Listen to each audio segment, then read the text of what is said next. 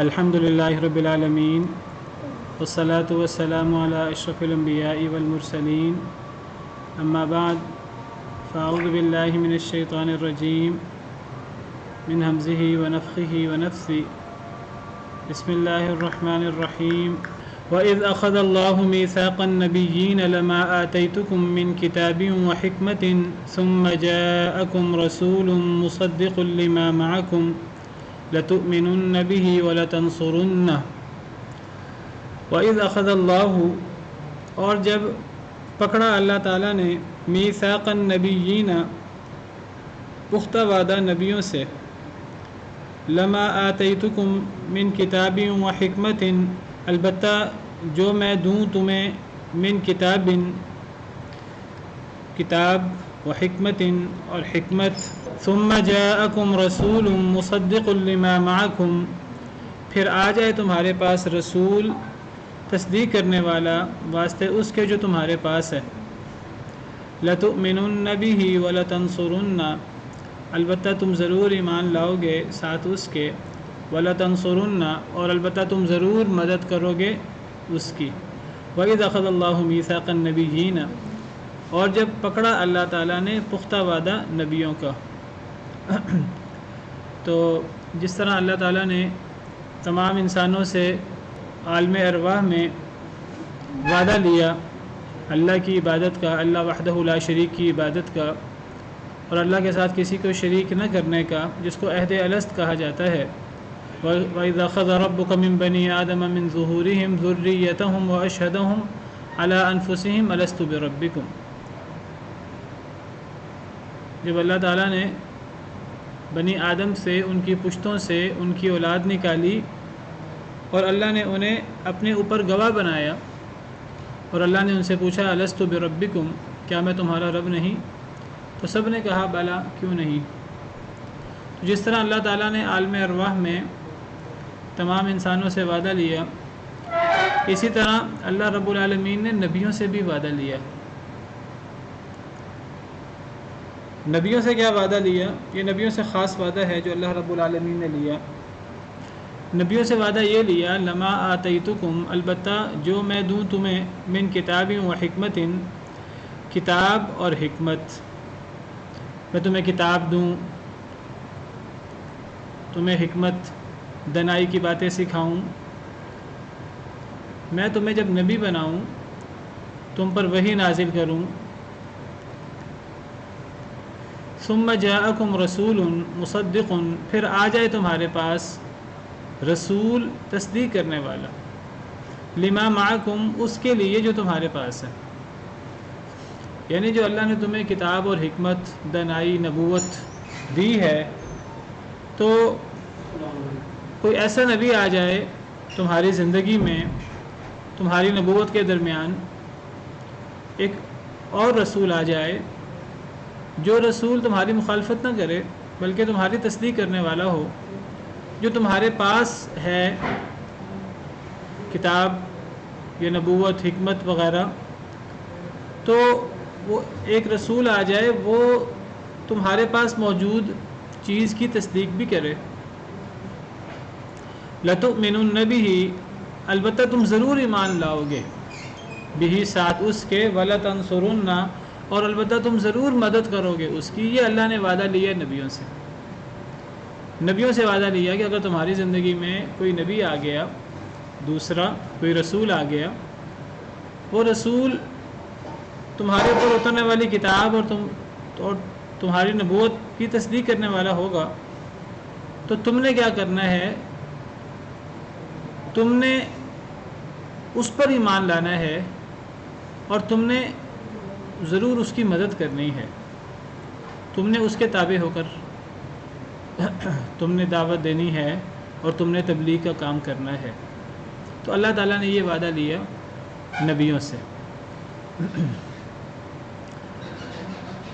قال اقررتم واخذتم على ذلكم اصری اللہ نے فرمایا، اللہ نے یہ قرارداد، یہ بات پیش کی تمام نبیوں پر، پھر اللہ نے پوچھا اقررتم کیا تم نے اقرار کر لیا ہے، وَأَخَذْتُمْ اور تم نے پکڑ لیا ہے عَلَى ذَلِكُمْ اس پر اسری میرا بوجھ، اسر کہتے ہیں بوجھ کو۔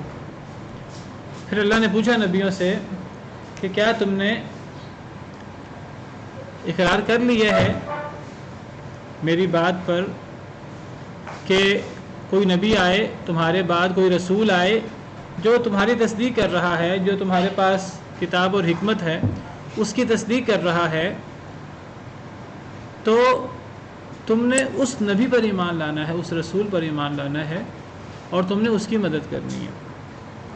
اللہ نے پوچھا کہ کیا تم نے اقرار کیا ہے اس بات کا؟ وَأَخَذْتُمْ، اور تم نے لے لیا ہے عَلَىٰ ذَلِكُمْ، اس پر، اسری میرا بوجھ، میرا بوجھ سے مراد میرا وعدہ، یہ جو میں تم سے وعدہ کر رہا ہوں، کیا تم نے یہ میرا وعدہ لے لیا ہے، قبول کر لیا ہے؟ کیا تم اس کو مانتے ہو؟ وعدہ ایک بوجھ ہوتا ہے، بوجھ بمعنی ذمہ داری۔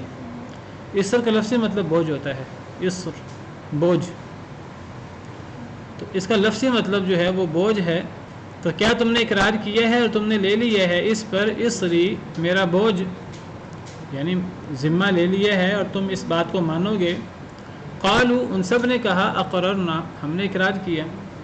سب نے بیک زبان بڑی خوشی سے اللہ کے اس وعدے کو قبول کیا، ذمہ داری لی۔ قال، اللہ نے فرمایا فاشہدوا، تم سب گواہ رہو، وانا معکم من الشاہدین، میں بھی تمہارے ساتھ گواہوں میں سے ہوں۔ اللہ نے فرمایا ٹھیک ہے، اب تم تمام نبی تمام رسول گواہ رہو، میں بھی اس بات کا گواہ ہوں۔ تو یہ اللہ تعالیٰ نے نبیوں سے ایک عہد لیا، جس طرح اللہ تعالیٰ نے تمام انسانوں سے عہد الست لیا، اس طرح اللہ تعالیٰ نے نبیوں سے بھی ایک عہد لیا۔ اچھا، وہ عہد یہ تھا کہ تمہارے پاس رسول آئے۔ اب اس رسول سے کیا مراد ہے؟ کیا اس سے کوئی خاص رسول مثلا نبی کریم صلی اللہ علیہ وسلم مراد ہے، یا اس سے کوئی بھی رسول مراد ہے؟ دونوں تفسیریں مفسرین نے کی ہیں۔ زیادہ مفسرین، جمہور مفسرین کی جو تفسیر ہے وہ یہ ہے کہ یہاں کوئی بھی رسول مراد ہے، کیونکہ یہاں لفظ رسول نکرہ استعمال ہوا ہے، رسول مصدق، کہ جب میں تمہیں کوئی کتاب اور حکمت دوں، پھر تمہارے پاس آ جائے رسول، کوئی رسول مصدق جو تصدیق کرنے والا ہے، لما معکم، اس کے لیے جو تمہارے پاس۔ تو یہاں ثم جاءکم رسول کہا ہے، رسول یہ نکرہ ہے، تو اس سے مراد کوئی بھی رسول ہے۔ تو ایک تفسیر تو یہ ہے کہ اس سے کوئی بھی رسول مراد ہے، تمہاری زندگی میں کوئی رسول آ گیا تو تمہیں اس کی پیروی کرنی ہے، اس پر ایمان لانا ہے اور اس کی مدد کرنی ہے، اس کے تابع ہو کر تم نے دعوت و تبلیغ کا کام کرنا ہے۔ دوسری تفسیر یہ ہے کہ یہاں رسول سے مراد نبی آخر الزماں سید الانبیاء والمرسلین محمد الرسول اللہ صلی اللہ علیہ وسلم مراد ہیں۔ یہ دوسری تفسیر ہے، بعض مفسرین نے یہ تفسیر بھی کی ہے، لیکن زیادہ مفسرین نے پہلی تفسیر کی ہے۔ اور ویسے قرآن کریم کے الفاظ دیکھیں تو قرآن کریم کے الفاظ پہلی تفسیر پر دلالت زیادہ کرتے ہیں، کیونکہ رسول یہ نکرہ ہے، اس سے کوئی بھی رسول مراد ہے، اور پہلی تفسیر عام ہے، دوسری تفسیر خاص ہے۔ پہلی تفسیر کے اندر دوسری تفسیر آٹومیٹک شامل ہے، پہلی تفسیر کے اندر دوسری تفسیر شامل ہے، یعنی اگر تمہاری زندگی میں کوئی رسول آ گیا جو تم پر اترنے والی کتاب اور حکمت نبوت کی تصدیق بھی کرے گا، لیکن اب تم نے اس کی پیروی کرنی ہے، اس پر ایمان لانا ہے اور اس کی مدد کرنی ہے، تو ہر بعد والا رسول گویا کہ وہ پہلا رسول بعد والے رسول کی تصدیق کرے گا۔ تو نبی کریم صلی اللہ علیہ وسلم بعد میں آئے اور سب سے بعد میں آئے، تو جو دوسری تفسیر ہے وہ پہلی تفسیر کے اندر شامل ہے۔ پہلی تفسیر عام ہے جس کے اندر دوسری تفسیر شامل ہے، اور اگر اس سے صرف دوسری تفسیر مراد لیں کہ یہاں رسول سے مراد صرف نبی آخر الزماں محمد رسول اللہ صلی اللہ علیہ وسلم مراد ہیں، تو ویسے بعض مفسرین نے یہ تفسیر بھی کی ہے، ویسے قرآن کریم کے الفاظ جو ہیں وہ عام ہیں، رسول عام ہے، واللہ عالم۔ تو بہرحال دوسری تفسیر پہلی تفسیر کے اندر شامل ہے، پہلی تفسیر کے اندر عموم ہے، اس میں بھی نبی کریم صلی اللہ علیہ وسلم شامل ہے، اور دوسری تفسیر ہے ہی نبی صلی اللہ علیہ وسلم کے بارے میں۔ دونوں تفسیریں ہوں تو نبی صلی اللہ علیہ وسلم تو شامل ہیں ہی۔ تو تمام نبیوں نے، تمام رسولوں نے اقرار کیا اس بات کا اور ذمہ لیا کہ ہم ایسا ہی کریں گے، ہم ایمان بھی لائیں گے ان پر اور ہم ان کی مدد بھی کریں گے۔ تو پھر اللہ نے فرمایا کہ تم سب گواہ ہو، بے شک میں بھی تمہارے ساتھ گواہوں میں سے ہوں۔ تو اس سے پتہ لگتا ہے کہ اب جب نبی کریم صلی اللہ علیہ وسلم موجود ہیں، آپ کی جب آپ کو اللہ نے بطور نبی اور رسول مبعوث فرمایا، تو اب آپ کی نبوت اور رسالت کے بعد آپ پر اترنے والے قرآن کریم اور آپ پر اترنے والی وہی سنت احادیث مبارکہ، ان کے اترنے کے بعد اب پرانی کتابوں کو دلیل نہیں بنایا جائے گا، اب تورات و انجیل ان سے دلیل نہیں لی جائے گی۔ اب کوئی یہ بات کرے نبی کریم صلی اللہ علیہ وسلم کے مبعوث ہونے کے بعد کہ میں تو موسیٰ علیہ السلام کو مانتا ہوں، میں تو ابراہیم علیہ السلام کو پیروکار ہوں، میں تو عیسائی ہوں، میں تو سیدنا عیسیٰ علیہ السلام کا پیروکار ہوں، یہ بات صحیح نہیں ہے۔ کیوں صحیح نہیں ہے؟ ایک تو اللہ نے یہ وعدہ لیا ہوا ہے نبیوں سے، اور تمام نبیوں نے اس وعدے پر اقرار کیا ہوا ہے، گواہی دی ہوئی ہے، اور اللہ بھی اس پر گواہ ہیں۔ دوسری بات یہ ہے کہ پچھلے انبیاء کرام علیہم السلام کی دعوت اور ان پر اترنے والی کتابیں اور وحی وہ محفوظ نہیں ہیں، اس میں تحریف اور تبدیلی ہو چکی ہے۔ سیدنا ابراہیم علیہ السلام نے جو دعوت پیش کی، سیدنا ابراہیم علیہ السلام پر صحف ابراہیم وہ بھی اترے، صحف بھی اترے جن کو صحف ابراہیم کہتے ہیں، اللہ کی طرف سے وحی بھی ہوتی تھی ان پر۔ انہوں نے خواب بھی دیکھا، اپنے بیٹے کو ذبح کر رہے ہیں، اور بھی وحی ان پر ہوئی۔ لیکن سیدنا ابراہیم علیہ السلام کا جو دین تھا یا جو ان کی ملت تھی، اس کے اندر بعد میں آنے والوں نے تحریف کر دی۔ اللہ نے نبی کریم صلی اللہ علیہ وسلم پر اترنے والی کتاب، آپ پر اترنے والے دین جو آپ کی شریعت ہے، قرآن و سنت، اس کے علاوہ اللہ تعالیٰ نے کسی اور چیز کی حفاظت کی ذمہ داری نہیں لی۔ نہ اللہ تعالیٰ نے تورات انجیل کی حفاظت کی ذمہ داری لی۔ تورات و انجیل جو کتابیں اتریں سیدنا موسیٰ، سیدنا عیسیٰ علیہ السلام پر، زبور سیدنا داؤد علیہ السلام پر، اللہ نے ان کتابوں کی جو اللہ کا کلام تھی، اللہ نے ان کی ذمہ داری بھی نہیں لی، ان کی حفاظت کی ذمہ داری۔ اور ان کتابوں کے علاوہ جو وحی خفی ان انبیاء کرام، ان رسولوں پر نازل ہوتی تھی، یا دیگر کتابیں جن کا ہمیں نام بھی نہیں پتہ، تو اللہ نے پچھلے انبیاء اور رسول علیہم السلام اجمعین پر اترنے والی وحی، خواہ وہ وحی جلی ہو، خواہ وہ وحی خفی ہو، اللہ نے ان کی حفاظت کی ذمہ داری نہیں لی۔ اللہ تعالیٰ نے صرف شریعت محمدی علی صاحبہ الصلاۃ والسلام کی حفاظت کی ذمہ داری لی، انا نحن نزلنا الذکر وانا لہ لحافظون۔ اور اللہ تعالیٰ نے قرآن و حدیث کی حفاظت کی ذمہ داری صرف اس لیے نہیں لی کہ یہی حق ہیں، باقی حق نہیں تھے، یا باقی اللہ کی وحی نہیں تھی، باقی کتابیں، یا باقی کتابیں اللہ کا کلام نہیں تھا۔ بعض لوگ کہتے ہیں کہ جی اللہ نے پچھلی کتابوں کی اس لیے حفاظت کی ذمہ داری نہیں لی کہ وہ اللہ کا کلام نہیں تھا، وہ نبیوں کے کلام تھے، نبیوں کی باتیں تھیں۔ نہیں، وہ بھی اللہ کا کلام تھا، پچھلی کتابیں بھی اللہ کا کلام تھا، وہ بھی اللہ کی وحی تھی۔ وحی ہونے میں قرآن و حدیث میں اور پچھلی جو کتابیں تھیں پچھلے انبیاء کرام علیہ السلام پر، رسولوں پر جو وحی اتری، وحی ہونے کے اعتبار سے کوئی فرق نہیں ہے۔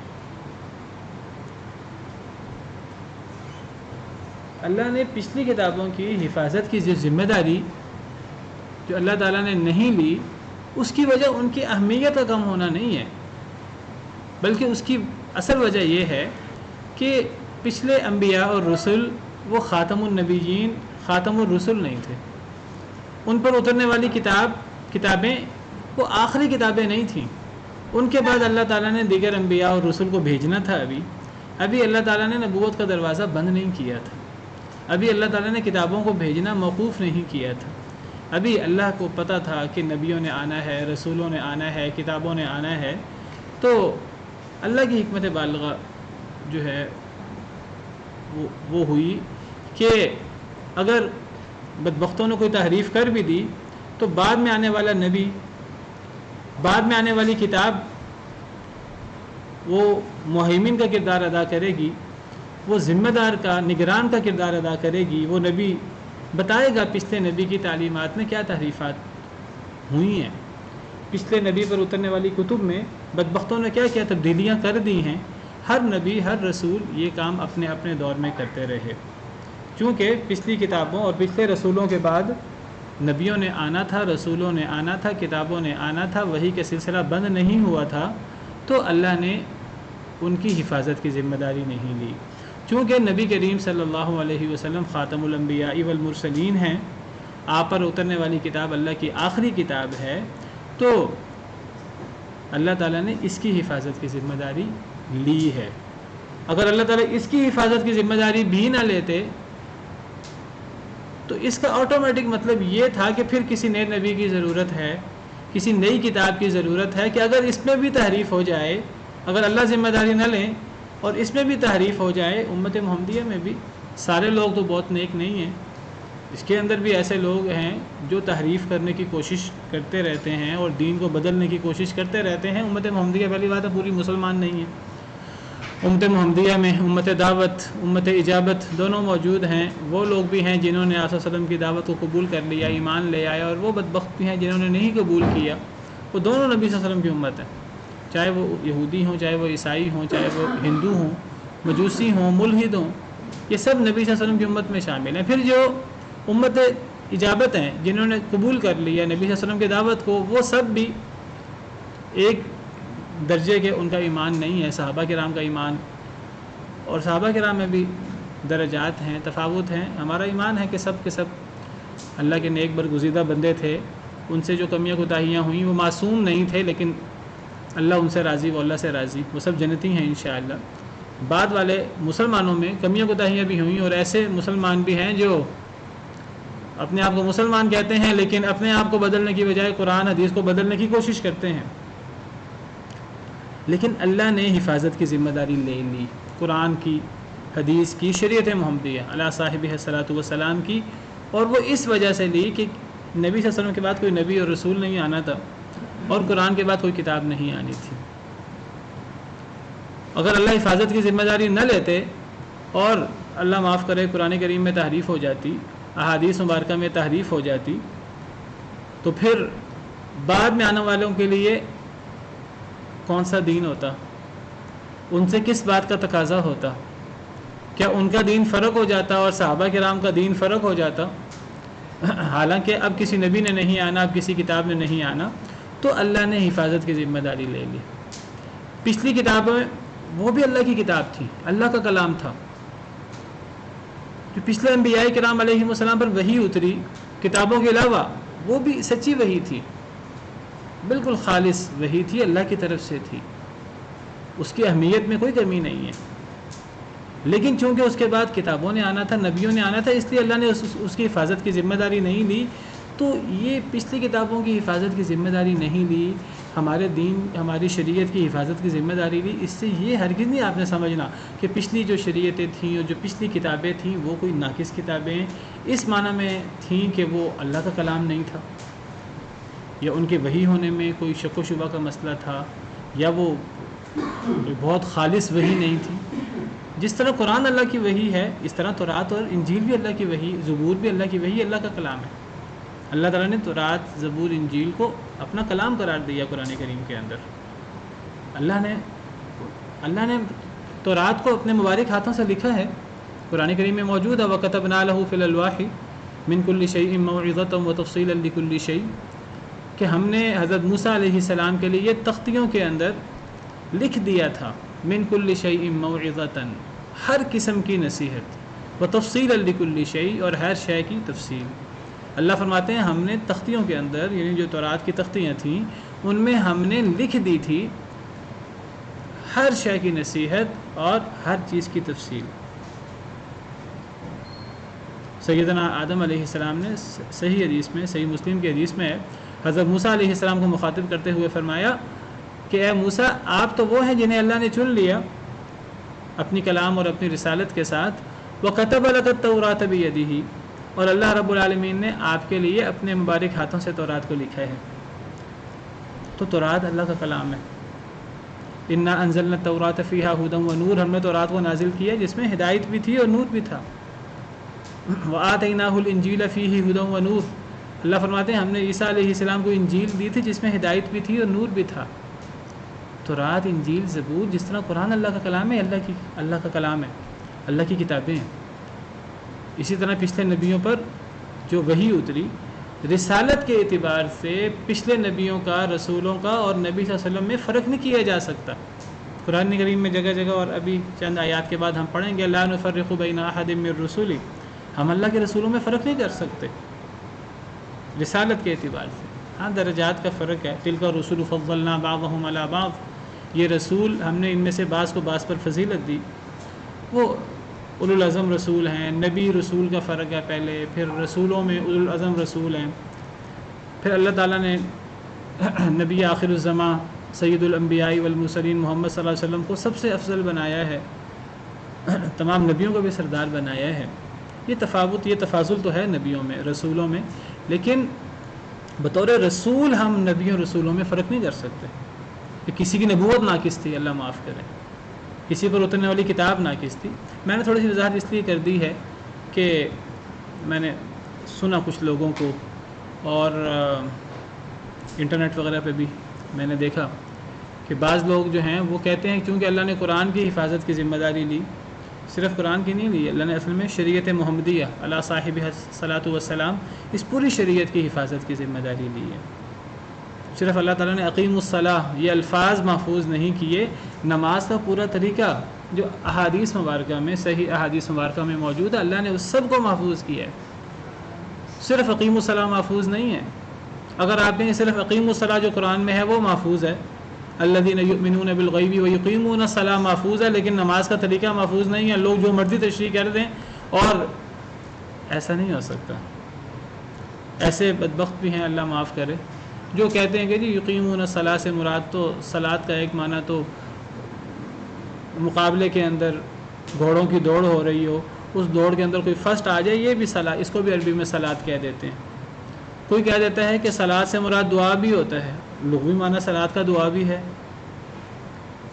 تو کوئی دعا کر لے اس کی بھی نماز ہو جاتی ہے. جو لوگ احادیث کو نہیں مانتے، عجیب و غریب تشریحات قرآن کی من مانی تشریحات کرتے ہیں.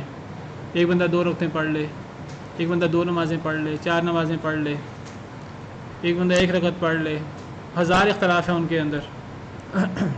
اللہ تعالیٰ نے صرف قرآن اور قرآن کے الفاظ کو محفوظ نہیں رکھا، ہمارے دین کو محفوظ رکھا ہے.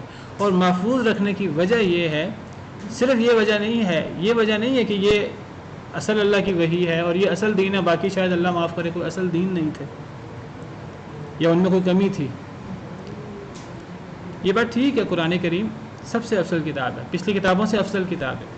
جس طرح نبی کریم صلی اللہ علیہ وسلم تمام نبیوں سے افضل نبی ہیں، فضیلت کا معاملہ ایک الگ معاملہ ہے. لیکن پچھلی کتابیں اور پچھلے رسول، پچھلے نبی بھی اللہ کے نبی تھے، وہ کتابیں بھی اللہ کی کتابیں تھیں، وہ کتابیں بھی اللہ کا کلام تھیں. اس معنی میں ان میں کوئی کمی نہیں تھی، اگرچہ وہ محدود تھیں، اپنی اپنی وہ نبی جس قوم کی طرف تھے ان قوم کے لیے تھی، اللہ کا کلام تھی. حفاظت اللہ نے نہیں کی اس لیے کہ بعد میں نبیوں نے اور بعد میں کتابوں نے آنا تھا اور انہوں نے وضاحت کر دینی تھی.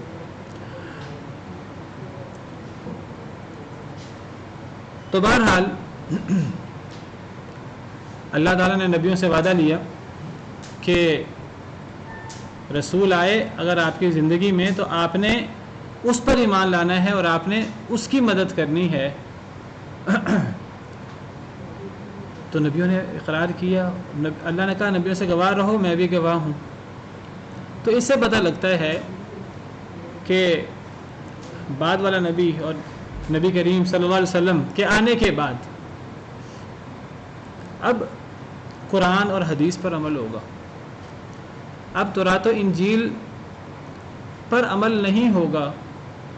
ایک تو اس لیے کیونکہ یہ وعدہ موجود ہے، دوسری یہ بات بھی ہے کہ پچھلی کتابوں میں تحریف بھی ہو چکی ہے، اور تیسری بات اگر وہ تحریف نہ بھی ہوتی، بالفرض تحریف نہ ہوتی، تحریف ہو چکی، قرآن کہتا ہے پچھلی کتابوں میں تحریف ہو چکی ہے، پچھلے انبیاء کرام علیہ السلام کی تعلیمات میں تحریف ہو چکی ہے. اگر وہ تحریف نہ بھی ہوتی، اگر وہ کتابیں چھوڑے وہ صاحب کتاب انبیاء اور رسول نبی صلی اللہ علیہ وسلم کی زندگی میں آ جاتے تو ان رسولوں کو نبی کریم صلی اللہ علیہ وسلم کی پیروی کرنی پڑتی، نبی کریم صلی اللہ علیہ وسلم پر ایمان لانا پڑتا. وہ رسول نبی صلی اللہ علیہ وسلم پر ایمان لائے بغیر کامیاب نہ ہو سکتے. لہٰذا نبی کریم صلی اللہ علیہ وسلم کے آنے کے بعد، قرآن کریم آنے کے بعد، اب تورات و انجیل، اب پچھلے نبیوں کی تعلیمات جن میں تحریف بھی ہو چکی ہے، اب ان پر عمل نہیں ہو سکتا. اگر تعریف نہ بھی ہوتی پھر بھی عمل کرنا ممکن نہیں تھا ان کتابوں پر. حدیث مبارکہ میں قرآن کریم کی عیسائی سے بھی بڑی اس بات کی وضاحت ہوتی ہے، اور حدیث مبارکہ میں بھی بڑی صلاح سے موجود ہے. ایک دفعہ نبی کریم صلی اللہ علیہ وسلم کے سامنے شروع اسلام کی بات ہے، سیدنا عمر بن خطاب رضی اللہ عنہ تورات پڑھ رہے تھے نبی کریم صلی اللہ علیہ وسلم کے سامنے، اور نبی کریم صلی اللہ علیہ وسلم کو غصہ آ رہا تھا کہ میری مجلس سے بیٹھ کے تورات کیوں پڑھ رہے ہیں. اصل میں وہ یہود نصارہ انہوں نے جو ہے وہ تورات کی اہمیت بیان کی ہوئی تھی، اور وہ کہتے تھے کہ تورات کی پیروی کرنی چاہیے. تو عرب کے ہاں بھی تورات کی اہمیت تھی، تو حضرت عمر جو ہے وہ تورات کو پڑھ رہے تھے، تو نبی کریم صلی اللہ علیہ وسلم کو آپ کا چہرہ مبارک سرخ ہو رہا تھا. یہ حدیث ہے مسند احمد کی. نبی صلی اللہ علیہ وسلم نے فرمایا لا تسألوا اہل الکتاب عن شیء، اہل کتاب سے کسی شے کے بارے میں سوال نہ کرو. اہل کتاب اپنے دور میں اہل کتاب تھے، ان پر اترنے والی کتاب سچی کتاب تھی، اللہ کی کتاب تھی. اب اس میں تحریف ہو چکی ہے. اب نبی کریم صلی اللہ علیہ وسلم کے آنے کے بعد اب اہل کتاب سے سوال کرنے کی ضرورت نہیں ہے. فَإِنَّهُمْ لَن يَهْدُوكُمْ، وہ تمہیں کبھی ہدایت نہیں دے سکتے. وَقَدْ ضَلُّوا، وہ گمراہ ہو چکے ہیں. فَإِنَّكُمْ إِمَّا أَن تُصَدِّقُوا بِبَاطِلٍ أَوْ تُكَذِّبُوا بِحَقٍ، اگر تم اہل کتاب کی پیروی کرو گے تو دو باتیں ہو سکتی ہیں، یا تو تم کسی باطل شے کی تصدیق کر دو گے، او تکذبوا بحق، یا تم کسی حق بات کی تکذیب کر دو گے. کیا مطلب یہ ہے کہ اگر تم اہل کتاب کی بات مانو گے تو اہل کتاب کی باتوں میں جو اہل کتاب تورات کے نام سے، انجیل کے نام سے پیش کرتے ہیں، ان باتوں میں باطل باتیں موجود ہیں، تحریف ہوئی ہے. اگر تم اہل کتاب کی ساری باتیں مان لو گے تو یا تو تم باطل کی تصدیق کر دو گے، اس کے اندر باطل چیزیں موجود ہیں جو اللہ کی کتاب کا حصہ نہیں ہیں، انہوں نے اپنی طرف سے شامل کر دی ہیں. ہم نے پیچھے پڑھا اپنے ہاتھ سے لکھ کر اللہ کی طرف منسوخ کر دیا ہے. اور اگر تم ان کو نہیں مانو گے، پوری کتابوں کو جھٹلا دو گے، تورات و انجیل کو، او تکذبوا بحق، اس کے اندر حق باتیں بھی موجود ہیں، اس کے اندر حق باتیں بھی موجود ہیں، تم حق باتوں کی تکذیب کر دو گے. اذان 8:15 بجے انشاءاللہ حق باتوں کی تصدیق کر دو گے، تکذیب کر دو گے. تو اس سے پتہ لگا کہ پچھلی کتابوں کو نہ تو ٹوٹلی اس کا انکار کرنا چاہیے، نہ پچھلی کتابوں کو ٹوٹلی ماننا چاہیے. ان کی نہ تصدیق ہو سکتی ہے نہ ان کی تکذیب ہو سکتی ہے. صحیح احادیث مبارکہ سے پتہ لگتا ہے لا تصدقوا اہل الکتاب ولا تکذبوہم، اہل کتاب کی نہ تصدیق کرو نہ ان کی تکذیب کرو. اگر ان کی تصدیق کرو گے ان کی ہر بات کی، ان کی باتوں کے اندر باطل باتیں موجود ہیں، تحریف شدہ باتیں، اور اگر ان کی تکذیب کر دیں گے ہم ہر بات کی تو ان کے اندر حق باتیں بھی موجود ہیں جو تورات و انجیل میں موجود ہیں۔ تو نبی صلی اللہ علیہ وسلم نے فرمایا کہ اہل کتاب سے سوال نہ کرو، فَإِنَّهُ لَوْ كَانَ مُوسَىٰ حَيًّا، اہل کتاب چھوڑو، تورات چھوڑو، انجیل چھوڑو، اگر موسیٰ آج آ جائیں زندہ ہو کر، اگر موسیٰ آ جائیں تو وہ تو غلط تورات پر عمل نہیں کر رہے ہوں گے نا، وہ تو تحریف شدہ تورات پر عمل نہیں کر رہے ہوں گے، ان کے پاس تو صحیح باتیں ہوں گی نا۔ اگر آج موسیٰ آ جائیں بین اظہرکم، تمہارے درمیان، ما حل لہ الا ان یتبعنی، ان کے لیے بھی کوئی چارہ نہیں ہے سوائے اس کے کہ وہ میری پیروی کریں۔ آج موسیٰ علیہ السلام بھی میری پیروی کیے بغیر، اگر وہ آ جائیں میری پیروی کیے بغیر وہ کامیاب نہیں ہو سکتے، تو اگر موسیٰ آ جائیں میری پیروی کیے بغیر کامیاب نہیں ہو سکتے، تو تورات، قرآن کے سامنے تورات کو دلیل نہیں بنایا جائے گا، اور پھر وہ محرف بھی ہے۔ اگر محرف نہ بھی ہو تب بھی اب قرآن مصدق ہے، پچھلے کا انکار نہیں کرتا، پچھلے کی تصدیق کرتا ہے، تورات کی بھی، انجیل کی بھی، موسیٰ کی بھی، عیسیٰ کی بھی، ابراہیم کی بھی علیہم السلام اجمعین، اور مہیمن بھی ہے، نگران بھی ہے، اصلاح بھی کرتا ہے۔ سیدنا عیسیٰ علیہ السلام آئیں گے، سیدنا عیسیٰ علیہ السلام وہ بطور نبی، بطور رسول نہیں آئیں گے، اگرچہ وہ رسول تھے، جلیل القدر رسولوں میں سے تھے۔ ہم نے حضرت عیسیٰ علیہ السلام کے بڑے فضائل پڑھے ہیں قرآن کریم کے اندر، وہ رسول تھے اور اللہ کے سچے نبی تھے، ان پر اترنے والی کتاب بڑی جلیل القدر کتاب تھی، اللہ کا کلام تھا، وہ اس میں ہدایت اور نور تھی، تحریف اس میں ہو چکی ہے۔ حضرت عیسیٰ آئیں گے قرب قیامت تو وہ ایک امتی بن کر آئیں گے، اور نبی صلی اللہ علیہ وسلم کی امتی کی حیثیت سے اور آپ کے دین پر عمل کرتے ہوئے آئیں گے۔ جب نبی کریم صلی اللہ علیہ وسلم کے آنے کے بعد آپ کی موجودگی میں، جو آپ نبی آخر الزمان ہیں اور آپ آخری اینٹ ہیں نبوت کی عمارت کی، تو جب آپ کی موجودگی میں پچھلی کتابیں تحریف ہو چکی ہیں، تحریف نہ بھی ہوتی تو ہمیں پچھلی کتابوں پر یہ بھی یاد رکھیے، ابھی آگے موضوع آئے گا، چلیں جب موضوع آتا تو میں بات کرتا ہوں، ہمیں ان پر ایمان رکھنا ہے پچھلی کتابوں پر، لیکن ان کی اصل پر ایمان رکھنا ہے۔ اب جو موجودہ کیفیت ہے اس میں بتا چکا ہوں، ہم اس کی تصدیق اور تکذیب نہیں کر سکتے۔ اگر وہ سچی بھی ہوتی، وہ سچی نہیں ہے، اگر سچی ہوتی تورات انجیل تحریف نہ بھی ہوتی، تب بھی آج قرآن اور حدیث پر عمل ہوتا۔ حضرت موسیٰ، حضرت عیسیٰ آ جائیں، آج نبی صلی اللہ علیہ وسلم کی بات پر عمل ہوگا۔ جب نبی صلی اللہ علیہ وسلم کے آنے کے بعد تورات و انجیل اور موسیٰ اور عیسیٰ انہیں بھی نبی کی بات ماننی ہے، تو پھر نبی کریم صلی اللہ علیہ وسلم کے بعد کسی امام کا اور کسی نیک شخصیت کی ہر بات کو کیسے مانا جا سکتا ہے؟ پھر نبی کریم صلی اللہ علیہ وسلم کے بعد، قرآن کریم کے بعد کسی امتی کو دین کے اختلاف میں فیصل کیسے بنایا جا سکتا ہے؟ پھر کسی کی تقلید شخصی کیسے کی جا سکتی ہے جب اگر اس کی بات جو ہے وہ کتاب و سنت کے مطابق نہ ہو؟ یہ بات ہر شخص مانتا ہے کہ نبی کریم صلی اللہ علیہ وسلم کے بعد کوئی معصوم نہیں ہے، دین کے معاملے میں کوئی معصوم نہیں ہے، ہر ایک سے غلطی ہو سکتی ہے، چاہے وہ بڑے سے بڑا صحابی کیوں نہ ہو، صحابہ بھی معصوم نہیں ہے، چاہے وہ صحابہ کے بعد کوئی کبار تابعین میں سے کیوں نہ ہو، چاہے وہ کوئی بڑا امام کیوں نہ ہو۔ جب نبی کریم صلی اللہ علیہ وسلم کے آنے کے بعد موسیٰ عیسیٰ آ جائیں، جب انہیں نبی صلی اللہ علیہ وسلم کی پیروی کرنی پڑے گی، تو نبی کریم صلی اللہ علیہ وسلم کی بات کے سامنے کسی امام کی بات کی کیا حیثیت ہے اگر وہ نبی کریم صلی اللہ علیہ وسلم کی بات کے مطابق نہ ہو؟ اور تمام ائمہ کرام یہی دعوت دے کے گئے ہیں، جس طرح ہم نے پچھلی آیت کریمہ میں پڑھا، پچھلی سے پچھلی آیت میں، کوئی نبی، کوئی رسول جسے اللہ نے کتاب، حکمت، نبوت دی ہو، وہ کبھی لوگوں کو یہ کہہ ہی نہیں سکتا کہ میری عبادت کرو اور مجھے سب کچھ سمجھو، مجھے رب مانو، میری عبادت کرو۔ ہر نبی اور رسول لوگوں کو اللہ کا بندہ بنانے کے لیے آتا ہے، اور اس کی دعوت لوگوں کو اللہ کا بندہ بنانے کی ہوتی ہے۔ اسی طرح ہر امام، ہر ولی، وہ لوگوں کو اللہ کی اور اللہ کے دین کی بات کرتا ہے، قرآن اور سنت کی بات کرتا ہے۔ تمام ائمہ کرام یہ بات علی الاعلان کہہ کے گئے ہیں کہ میری ہر بات کو نہ ماننا، اگر میری بات قرآن و حدیث کے مطابق نہ ہو تو میری بات کو دیوار سے مار دینا۔ ہر امام نے اپنی امت سے یہ بات بڑی وضاحت سے دو ٹوک انداز میں کہی ہے، اگر میری بات حدیث سے ٹکرا جائے میری بات کو دیوار سے مار دینا۔ یہاں تک بعض لوگوں نے تو، بعض ائمہ نے تو میری بات پر پیشاب کر دینا۔ لیکن ایسے لوگ بھی ہیں کہ قرآن حدیث موجود ہے، واضح صحیح حدیث موجود ہے، واضح قرآن موجود ہے، امام کی بات آ جاتی ہے اور وہ ٹکرا رہی ہے واضح طور پر قرآن حدیث سے، لیکن وہ کہتے ہیں ہمارے امام کو غلطی کر سکتے ہیں، ہمارے امام تو اتنے بڑے امام تھے. ان سے کہیں کہ بھئی قرآن یہ کہہ رہا ہے، حدیث یہ کہہ رہی ہے. وہ کہتے ہیں ان کے پاس کوئی دلیل ہوگی، اور وہ بھی تو اتنے بڑے امام تھے. بھئی اگر کوئی دلیل ہے تو وہ دلیل پیش کریں. کیا قرآن و حدیث بھی اللہ معاف کرے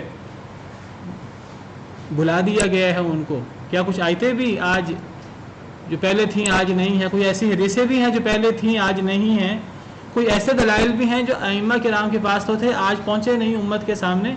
تو یہ کہنا کہ جو ان کے پاس دلائل ہوں گے، یہ ہوں گے سے بات نہیں بنتی. اگر ہیں تو پیش کیا جائے، اچھی بات ہے.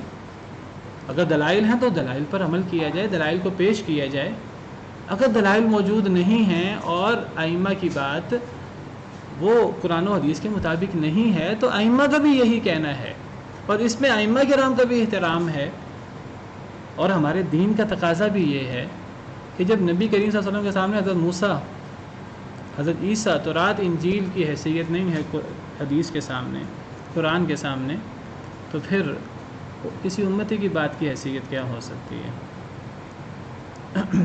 اسی لیے نبی صلی اللہ علیہ وسلم نے قرآن کریم میں اللہ تعالیٰ فرماتے ہیں فَإِن تَنَازَعْتُمْ فِي شَيْءٍ فَرُدُّوهُ إِلَى اللَّهِ وَالرَّسُولِ. اگر تمہارا کسی شے میں جھگڑا ہو جائے، تنازع ہو جائے، تو اسے اللہ اور رسول کی طرف لوٹا دو.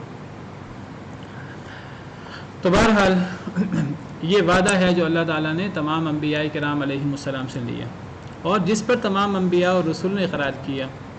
اللہ فرماتے ہیں فَمَن تَوَلَّى بَعْدَ ذَلِكَ، جو پھر جائے اس کے بعد، فَأُولَٰئِكَ هُمُ الْفَاسِقُونَ، یہی لوگ فاسق ہیں. جو پھر جائے اس کے بعد، نبیوں سے تو امکان ہی نہیں ہے کہ نبی پھر جائے، نبی اللہ کی نافرمانی کرے جانتے بوجھتے، یہ ممکن ہی نہیں ہے.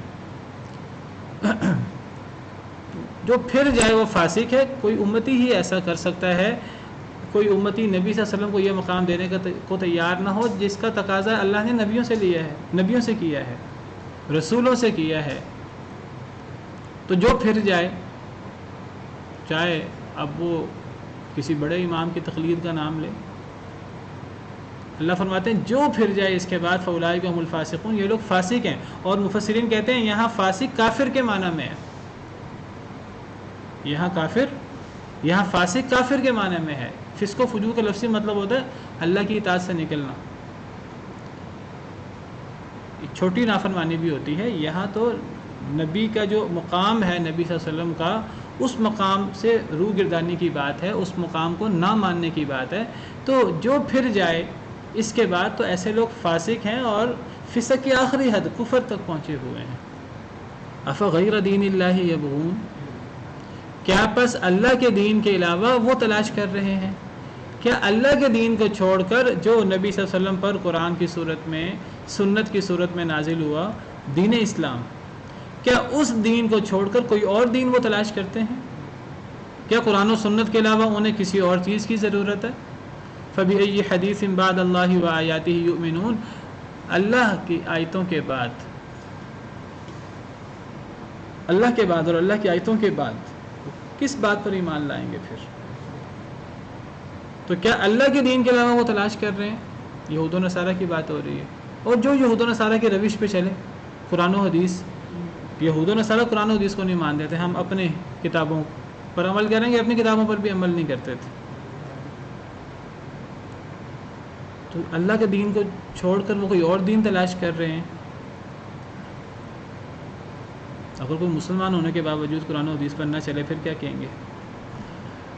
کیا اللہ کے دین کے علاوہ وہ تلاش کر رہے ہیں وَلَهُ أَسْلَمَ مَنْ فِي السَّمَاوَاتِ وَالْأَرْضِ طَوْعًا، اور اللہ کے لیے جھک گیا ہے، مطیع ہو گیا ہے ہر وہ چیز جو آسمانوں میں ہے اور جو زمین میں ہے، طَوْعًا وَكَرْهًا، خوشی سے اور ناخوشی سے. وَإِلَيْهِ يُرْجَعُونَ، اور اسی کی طرف سب لوٹائے جائیں گے. کیا اللہ کے دین کو، اللہ کی بات کو چھوڑ کر کسی اور کی بات کو مانیں گے؟ نبی کی بات اللہ کی بات ہوتی ہے. کیا اللہ کے دین کو چھوڑ کر، قرآن و سنت کو چھوڑ کر، کیا دین اسلام کو چھوڑ کر کسی اور دین کی بات مانیں گے؟ حالانکہ اللہ تو وہ ہستی ہیں کہ اس کائنات کی ہر چیز وہ اللہ کے سامنے جھکی ہوئی ہے. اللہ کے سامنے اس نے سر جھکایا ہوا ہے، خوشی سے کرے یا ناخوشی سے. یعنی وہ مجبور ہے اللہ کے حکم کے سامنے، انسانوں اور جنوں کے علاوہ۔ ان کو تو اللہ نے اختیار دیا ہے وقتی، جو اس اختیار کا غلط استعمال کرے پھر وہ دنیا آخرت میں سزا بھگتے گا۔ ان کے علاوہ ہر مخلوق، وہ بڑی سے بڑی مخلوق ہے، وہ اللہ کے حکم ماننے کی پابند ہے، چاہے خوشی سے مانے چاہے ناخوشی سے مانے۔ اللہ نے زمین و آسمان کو کہا تھا فَقَضَاهُنَّ سَبْعَ سَمَاوَاتٍ فِي يَوْمَيْنِ وَأَوْحَىٰ، اللہ فرماتے ہیں کہ ثُمَّ اسْتَوَىٰ إِلَى السَّمَاءِ وَهِيَ دُخَانٌ فَقَالَ لَهَا وَلِلْأَرْضِ ائْتِيَا طَوْعًا أَوْ كَرْهًا۔ جب اللہ تعالیٰ نے زمین کو بنایا پہلے، پھر آسمان کو بنایا، اللہ آسمان کی طرف متوجہ ہوئے، وَهِيَ دُخَانٌ، اور وہ دھواں تھا۔ فَقَالَ لَهَا وَلِلْأَرْضِ، تو اللہ نے آسمان کو اور زمین دونوں کو کہا، ائْتِيَا طَوْعًا أَوْ كَرْهًا، آ جاؤ خوشی سے یا ناخوشی سے، تمہیں میری بات ماننی پڑے گی، خوشی سے مانو یا ناخوشی سے مانو۔ آسمان زمین، ان سے بڑی کیا مخلوق ہو سکتی ہے؟ قالتا اتینا طائعین، دونوں نے کہا ہم خوشی سے آتے ہیں۔ جب ہمارے پاس چارہ ہی نہیں ہے تو پھر ہم ناخوشی سے کیوں مانیں؟ ہمیں خوشی سے ہی ماننا ہے۔ اللہ نے ہم انسانوں اور جنوں کو اختیار دیا ہے، وقتی اختیار، لیکن یہ ایک جو بندہ یہ سمجھے میرے پاس کلی اختیار ہے، آزادی ہے، میں جو مرضی کروں، کتنا بڑا دھوکہ ہے شیطان کا۔ اللہ نے وقتی اختیار تو دیا ہے، لیکن اللہ نے اس کی پکڑ کرنی ہے۔ فذکر انما انت مذکر، اے نبی صلی اللہ علیہ وسلم آپ نصیحت کریں، آپ کا کام نصیحت کرنا ہے۔ لست علیہم بمسیطر، آپ دروغہ نہیں ہیں، زبردستی ان کو دین قبول نہیں کرا سکتے۔ لیکن یہ بات یاد رکھیے، الا من تولی وکفر، جو منہ موڑے گا، کفر کرے گا، فیعذبہ اللہ العذاب الاکبر، پھر اللہ بہت بڑا عذاب دے گا، کیونکہ اللہ کے پاس لوٹ کر جانا ہے۔ بڑا وقتی سا ایک اختیار دیا ہے اللہ نے۔ جو بندہ سمجھتا ہے میں تو آزاد ہوں، چاہے مانوں چاہے نہ مانوں، کتنا بڑا دھوکہ ہے۔ ماننی پڑے گی۔ انسان اللہ کے غضب سے بچ کر جا کہاں سکتا ہے؟ کہیں نہیں جا سکتا۔ اللہ کی بات ماننی پڑے گی، خوشی سے مانی جائے یا نہ خوشی سے مانی جائے۔ تو عقل مندی اسی میں یہ انسان خوشی سے مانے۔ جب باقی مخلوق نے کہا، اللہ نے فرمایا کہ آ جاؤ خوشی سے یا نہ خوشی سے، آسمان زمین نے کہا خوشی سے آتے ہیں، اور یہی عقل مندی کا تقاضا ہے۔ یا تو آپ کہیں جا سکتے ہوں اللہ کو چھوڑ کر، کوئی اور اللہ معاف کرے رب ہو جس کے ہم پناہ لے سکیں، اور پھر اللہ سے بڑھ کر رحم کرنے والا کون ہے، اللہ سے بڑھ کر عدل کرنے والا کون ہے؟ ہمیں ضرورت کیا ہے کہ اللہ کے علاوہ کسی اور کی طرف جانے کی؟ تو اللہ تعالیٰ فرما رہے ہیں کہ دین اسلام کو چھوڑ کر تم کہاں جاؤ گے؟ ہر چیز اللہ کے سامنے جھکی ہوئی ہے، بڑی بڑی مخلوقات، خوشی سے یا ناخوشی سے، وہ ان کے پاس اختیار ہی نہیں ہے، اور وہ خوشی سے اللہ کی اطاعت کرتے ہیں، اور اللہ کی طرف لوٹ کر جانا ہے، تو اللہ کے دین کو چھوڑ کر کیا کرو گے؟ دوسری آیت میں فرمایا افحکم الجاہلیت یبغون، کیا جاہلیت کا حکم یہ تلاش کرتے ہیں؟ جاہلیت کیا ہے؟ قرآن و سنت کے علاوہ ہر چیز جاہلیت ہے۔ اللہ کے حکم پر عمل نہ کرنا جاہلیت ہے۔ افحکم الجاہلیت یبغون، سورہ مائدہ میں فرمایا یہود و نصارہ کے ضمن میں، اور اللہ معاف کرے وہ تو یہود و نصارہ کی بات ہو رہی ہے، یہود و نصارہ کی بات ہو رہی ہے۔ آج مسلمان جو ہیں وہ ان بحثوں میں پڑے ہوئے ہیں، قرآن و سنت کو دستور مانے نہ مانے، قرآن و سنت پہ عمل کریں نہ کریں۔ آج تو مسلمانوں کو یہ مسئلہ بنا ہوا ہے کہ اسلام کی سزائیں وہ صحیح ہیں، عادلانہ ہے، منصفانہ ہیں، وراثت کے احکام وہ منصفانہ ہیں کہ اللہ معاف کرے اس کے اندر۔ مسلمان آج اعتراض کرتے ہیں، اور لوٹ کے اللہ کی طرف جانا ہے۔ اللہ فرماتے ہیں افحکم الجاہلیت یبغون، کہ اللہ کے حکم کو چھوڑ کر جاہلیت کا حکم یہ تلاش کریں گے۔ ومن احسن من اللہ حکما، اللہ سے بہتر حکم فیصلہ کس کا ہو سکتا ہے؟ لقوم یوقنون، لیکن یہ سمجھ کس کو آتی ہے؟ یقین کرنے والے لوگوں کو، باقیوں کو سمجھ ہی نہیں آ سکتی۔ تو اللہ فرماتے ہیں کہ اللہ کے دین کو چھوڑ کر وہ کیا تلاش کرتے، کیا اللہ کے دین کے علاوہ دین وہ تلاش کرتے ہیں۔ وَلَهُ أَسْلَمَ مَنْ فِي السَّمَاوَاتِ وَالْأَرْضِ، اور اللہ کے لیے ہی، اسی کے لیے ہی مطیع ہے ہر وہ چیز جو آسمانوں میں ہے اور زمین میں ہے۔ آسمان زمین خود اور ان کے اندر موجود ہر چیز انسانوں جنوں کے علاوہ وہ مطیع ہے اللہ کے سامنے، طوعا و کرہا، خوشی سے یا ناخوشی سے۔ وَإِلَيْهِ يُرْجَعُونَ، اور اسی کی طرف وہ لوٹائے جائیں گے۔ قل آمنا باللہ وما انزل علینا وما انزل علی ابراہیم واسماعیل واسحاق ویعقوب والاسباط، کہہ دیجئے ہم ایمان لائے اللہ کے ساتھ، وما انزل علینا، اور جو نازل کیا گیا ہم پر، وما انزل علی ابراہیم، اور جو نازل کیا گیا ابراہیم پر، واسماعیل واسحاق ویعقوب والاسباط، اور اسماعیل اور اسحاق اور یعقوب اور اولادوں پر. اسباط اولادیں، اولاد کی اولاد کو سبت کہتے ہیں، اسباط خاص طور پہ بیٹیوں کی اولاد کو. وما اوتی موسیٰ و عیسیٰ، اور جو دیے گئے موسیٰ اور عیسیٰ، والنبیون من ربہم، اور نبی من ربہم اپنے رب کی طرف سے. اے اللہ کے نبی صلی اللہ علیہ وسلم آپ فرما دیجئے آمنا باللہ، ہم اللہ پر ایمان لائے. وما انزل علینا، اور جو ہم پر نازل ہوا، ہم پر یعنی جو نبی کریم صلی اللہ علیہ وسلم پر نازل ہوا، اور نبی صلی اللہ علیہ وسلم ہمارے نبی ہیں اس امت کے، تو جو آپ پر نازل ہوا وہ پوری امت کے لیے نازل ہوا ہے، وہ ہم سب کے لیے اترا ہے. تو ہم اللہ پر بھی ایمان لاتے ہیں، ہم اللہ کو رب مانتے ہیں، اور ہم اب اس امت پر اترنے والی جو وحی ہے اس کو مانتے ہیں، جو نبی کریم صلی اللہ علیہ وسلم پر اتری قرآن کی صورت میں، سنت کی صورت میں. وما انزل علینا وما انزل علی ابراہیم اور اسماعیل، جو ابراہیم، اسماعیل، اسحاق، یعقوب اور ان کی اولادیں، بہت سارے انبیاء اور رسول آئے، جو ان سب پر اترا، ان سب پر بھی اللہ کی وحی اترتی تھی. ہم ان سب نبیوں پر بھی، اور ان پر اترنے والی وحی پر بھی، ان پر اترنے والی جو ان پر نازل ہوا ہم اس پر بھی ایمان رکھتے ہیں. ان پر کتابیں بھی اتری اور کتابوں کے علاوہ وحی بھی اتری. جن پر کتابیں اتری، جن پر وحی تو ہر ایک پر ہوئی، بعض پر وحی جلی بھی ہوئی ہے. حضرت ابراہیم پر صحف ابراہیم آئے. وما اوتی موسیٰ و عیسیٰ، اور جو دیا گیا موسیٰ اور عیسیٰ کو، جو موسیٰ اور عیسیٰ کو کتابیں دی گئیں، صحیفے دیے گئے، جو نبوت، حکمت، جو دنائی کی باتیں ان پر اتاری گئیں، تو ہم اس کو بھی مانتے ہیں. جو دیا گیا موسیٰ کو اور عیسیٰ کو، جو موسیٰ علیہ السلام اور عیسیٰ علیہ السلام کو دیا گیا، تو ہم اس پر بھی ایمان لاتے ہیں. والنبیون، اور جو دیگر نبی ہیں، من ربہم، ان کے رب کی طرف سے، یعنی تمام انبیاء کرام علیہم السلام پر بھی ہم ایمان رکھتے ہیں، اور تمام انبیاء کرام علیہم السلام پر اترنے والی جو وحی ہے اس سب پر ہم ایمان لاتے ہیں. دیکھیے ابھی پچھلی آیات میں ہم نے پڑھا کہ اگر نبی صلی اللہ علیہ وسلم آ جائیں کسی بھی نبی کے دور میں، تو پھر نبی صلی اللہ علیہ وسلم پر ہی اس نبی کو ایمان لانا ضروری ہے، اور نبی صلی اللہ علیہ وسلم کی مدد کرنا اور آپ کے تابع ہونا ضروری ہے. قرآن کے بعد اب قرآن کو ہی ماننا ضروری ہے تورات و انجیل کی بجائے. اس کا مطلب یہ نہیں ہے کہ پیچھے سب کا انکار کر دیا جائے، تمام انبیاء کرام علیہم السلام کا انکار کر دیا جائے، تمام کتابوں کا انکار کر دیا جائے. نہیں، اصل میں مسلمانوں کا عقیدہ بڑا ہی پیارا عقیدہ ہے. اللہ تعالیٰ نے اصل میں ہر حقدار کو اس کا حق دیا جائے، اور حق جو چیز اچھی ہے اس کو اچھا تسلیم کیا جائے، اور جو اصل حق ہے ہر چیز کو اس کا حق دیا جائے. تمام انبیاء کرام علیہم السلام اللہ کے سچے نبی تھے، تمام رسول اللہ کے سچے رسول تھے.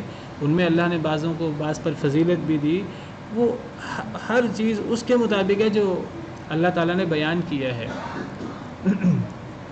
پچھلی کتابیں اللہ کی سچی کتابیں تھیں، ان سب پر ہمارا ایمان ہے. پچھلے انبیاء کرام علیہم السلام، پچھلے رسولوں پر جو وحی اتری، ہمیں اس کا پتہ ہے یا نہیں پتہ، ہمارا اس سب پر ایمان ہے مجموعی طور پر، اجمالی طور پر. لیکن اگر آج ہم بالتفصیل عمل کرتے ہیں تو ہم شریعت محمدی علی صاحب صلاۃ والسلام کی شریعت پر عمل کرتے ہیں. ہم نبی صلی اللہ علیہ وسلم پر اترنے والی وحی پر عمل کرتے ہیں. اس لیے نہیں کہ یہی حق ہے اور پچھلی حق نہیں ہے، نہیں، میں نے یہی تو لمبی وضاحت کی ہے، پچھلی بھی حق تھی. لیکن ایک تو پچھلی پر آج عمل اس لیے نہیں کرتے کہ ان میں تحریف ہو چکی ہے. اصل وہ جب اتری تھی وہ اللہ کی سچی کلام تھی، کتابیں وہ اللہ کا کلام تھی، اللہ کی طرف سے اترنے والی وحی تھی. وہ کتابیں ہوں یا کتابیں کے علاوہ وحی ہو، وہ نبی اللہ کے سچے نبی تھے. آج ان کی تعلیمات محفوظ نہیں ہیں. اگر محفوظ ہوتی بھی بالفرض، تب بھی نبی کریم صلی اللہ علیہ وسلم کے بعد، قرآن کے بعد اب قرآن مہیمن ہے، اب قرآن آخری کتاب ہے. اب دین اسلام، شریعت محمدی علیہ صاحب صلاۃ والسلام کی پیروی ہوگی بالتفصیل. اگر تورات انجیل سچی کتابیں بھی ہوتی ہیں، آج ان پر عمل نہیں ہوگا.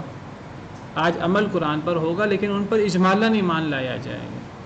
پچھلے انبیاء کرام علیہم السلام ہمارے لیے قابل احترام ہیں، اور ان پر ہم ایمان رکھتے ہیں. بلکہ اللہ تعالیٰ نے نبی کریم صلی اللہ علیہ وسلم کو پچھلے انبیاء کرام علیہم السلام کے مجموعی طور پہ جو ان کا نقش قدم ہے اس پر چلنے کا حکم دیا ہے۔ پچھلے نبیوں کی تعلیمات اللہ نے قرآن کریم میں بیان کی ہیں، احادیث مبارکہ میں بیان ہوئی ہیں۔ قل بل ملت ابراہیم حنیفہ، ابراہیم علیہ السلام کی ملت کی پیروی کرو۔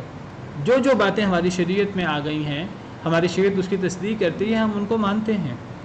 ہاں، جو باتیں پچھلی شریعت میں ہماری شریعت کے مخالف ہیں ہم ان کو نہیں مانتے، اور اس کو ماننے کی وجہ یہ نہیں ہے کہ ان میں کوئی غلطی تھی۔ جو باتیں صحیح تھیں پچھلی کتابوں میں، جو تحریف شدہ نہیں ہیں، کچھ ایسی باتیں بھی تھیں پچھلی کتابوں میں، پچھلے رسولوں میں، پچھلی شریعتوں میں کہ آج اس پر عمل نہیں ہو سکتا، چاہے وہ صحیح تھیں اس دور میں، اور وہ صحیح سند سے ثابت ہیں۔ قرآن کریم میں کچھ چیزیں ثابت ہیں، مثلا حضرت یوسف کے دور میں سجدہ ہوتا تھا، سجدہ تعظیمی۔ حضرت آدم علیہ السلام کو فرشتوں نے سجدہ کیا، وہ قرآن میں نہیں ہے بہرحال، لیکن وہ بہن بھائی کی شادی ہوتی تھی حضرت آدم علیہ السلام کے دور میں، چاہے وہ صحیح سند سے ثابت ہی کیوں نہ ہو، اس پر عمل نہیں ہوگا اگر ہمارے قرآن کریم میں، ہماری شریعت میں صراحت سے نیا حکم آ جائے کہ ہمارے دین کے اندر، شریعت محمدی کے اندر بذات ہی نسخ موجود ہے۔ کچھ احکام شروع کے دور کے ہیں، کچھ بعد کے دور کے ہیں، تو پہلی شریعتیں اور بعد والی شریعتوں میں نسخ کیوں نہیں ہو سکتا؟ بالکل ہو سکتا ہے۔ کچھ چیزیں اس دور کے لیے تھیں، آج وہ صحیح نہیں ہیں، اور یہ کوئی عجیب بات نہیں ہے۔ آپ دیکھیں ڈاکٹر کا نسخہ ہوتا ہے، ڈاکٹر کا نسخہ چینج ہوتا رہتا ہے حالات کے مطابق۔ کبھی مریض زیادہ مریض ہو، اس کے لیے نسخہ الگ ہوتا ہے، اس کی حالت بہتر ہو جائے نسخہ چینج ہو جاتا ہے۔ وہ یہ نہیں کہ پہلے ڈاکٹر نے غلط کہا تھا اب وہ صحیح کہہ رہا ہے، یہ تو ڈاکٹر کی بات ہے جو ناقص ہے، اس کا علم بھی ناقص ہے۔ تو یہاں تو اللہ رب العالمین کی شریعت ہے، اللہ رب العالمین کی طرف سے اترنے والی وحی ہے، نبیوں کی شریعت ہے۔ تو ہمارا پچھلی شریعتوں پر، پچھلی کتابوں پر، پچھلے نبیوں پر اجمالی ایمان ہے، اور وہ باتیں بھی جو ہماری شریعت کے مطابق ہیں ہم ان پر بھی عمل کرتے ہیں، ہم ان کے مطابق زندگی گزارتے ہیں۔ لیکن وہ باتیں جن میں تعریف ہو چکی ہے، جن کے بارے میں ہمیں پتہ نہیں ہے، ہم ان کی نہ تصدیق کر سکتے ہیں نہ تکذیب کر سکتے ہیں، اور وہ باتیں جو صحیح سند سے ثابت ہیں لیکن ہماری شریعت میں اس کا نسخ آ چکا ہے، ہم اس پر بھی عمل نہیں کر سکتے۔ تو ہم نبی صلی اللہ علیہ وسلم پر بھی ایمان رکھتے ہیں، پچھلے نبیوں پر بھی ایمان رکھتے ہیں، ہم قرآن پر بھی ایمان رکھتے ہیں، تورات و انجیل زبور اور پچھلی کتابوں پر، صحیفوں پر بھی ایمان رکھتے ہیں۔ اگر ہم ان میں سے کسی ایک کا انکار کر دیں تو ہمارا ایمان ہی مکمل نہیں ہوتا۔ لا نفرق بین احد منہم، نہیں ہم فرق کرتے ان میں سے کسی ایک میں بھی۔ پچھلے تمام انبیاء کرام علیہم السلام میں کسی نبی پر نبی ہونے کے حوالے سے فرق نہیں کرتے، اس کی کوئی نبوت ناقص تھی اللہ معاف کرے نہیں، کسی پر اترنے والی کوئی کتاب اللہ معاف کرے ناقص تھی، کوئی وحی ناقص تھی، نہیں، ہم کوئی فرق نہیں کرتے کسی میں۔ باقی تفصیلی اتباع ہم قرآن و حدیث کا کرتے ہیں۔ وَنَحْنُ لَهُ مُسْلِمُونَ، ہم اسی کے لیے، اللہ کے لیے مسلمون، فرما بردار ہیں، ہم اللہ کے سامنے ہمارا سر جھکا ہوا ہے۔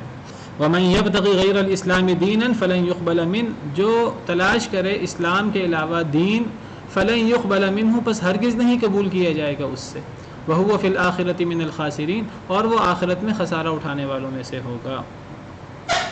دین اسلام کے علاوہ کوئی دین بطور دین قبول کیا ہی نہیں جا سکتا، اور دین اسلام نام ہے اب قرآن و حدیث کا، اگرچہ پچھلے انبیاء اور رسول کا دین بھی دین اسلام تھا اپنے اپنے دور میں۔ حضرت آدم علیہ السلام سے لے کر نبی کریم صلی اللہ علیہ وسلم تک تمام انبیاء کرام علیہ السلام کا دین ایک ہی تھا، موٹی موٹی باتیں ایک ہی تھیں، بعض باتیں جس کو آپ شریعت کہتے ہیں، چھوٹی چھوٹی باتیں بعض ان میں فرق ہو سکتا ہے۔